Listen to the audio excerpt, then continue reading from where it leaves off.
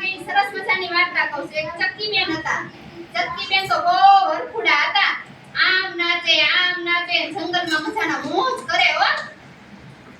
એક દિવસ તો ચક્કીબેન સરસ મજાના તૈયાર થાય ને એની મોજમાં જાય. ફરતા ફરતા કૂદકા મારતા જાય. એવામાં ચક્કીબેન જ્યાં જંગલમાં ચાલે છે ને ત્યાં એના પગમાં એક કાંટો વાગી જાય છે.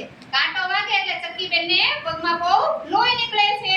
ચક્કીબેનને કાંટો વાગે ને એટલે ચક્કીબેન કે ઓય પપ્પા ઓય મમ્મી એમ કરીને ચક્કીબેન તો રડવા લાગે છે.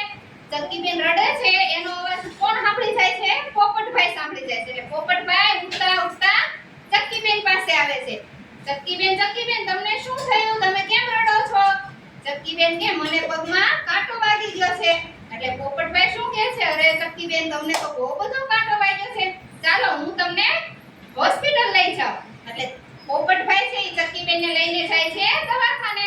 હોસ્પિટલ જાય છે એટલે ત્યાં કોણ હોય છે? ડોક્ટર સાહેબ હોય છે. ડોક્ટર સાહેબ કોણ હોય છે?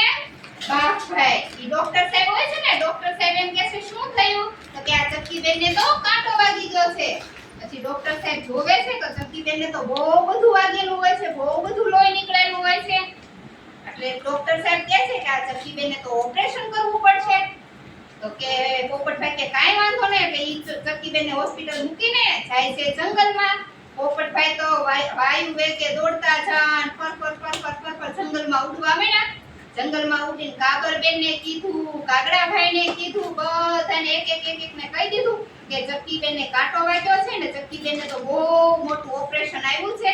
એટલે બધા જંગલના પક્ષીઓ હતા ને ઈ તો ગયા મંદિરે ચક્કીબેન માટે પ્રાર્થના કરવા કે હે ભગવાન અમારી ચક્કીબેનને કાંઈ થવું જોઈએ નહીં.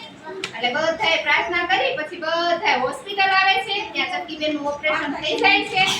ચક્કીબેનનું જેવું ઓપરેશન થઈ જાય છે એટલે ડોક્ટર સાહેબ આવે છે અને કહે છે કે ચક્કીબેનને હવે સાવ સારું છે, પણ હવે તમે બધાએ ધ્યાન રાખજો. જંગલમાં ચાલો ત્યારે ખૂબ સાવચેતી રાખજો. પછી તો જે જંગલના મુખ્ય હોય છે ને એ આવે છે અને એ મુખ્ય એમ કહે છે કે ચાલો કાગડાભાઈ તમે બધે ઢોલ વગાડો અને બધાને કહી દો કે વડલાની ઝાડ નીચે આપણે સભા કરવાની છે.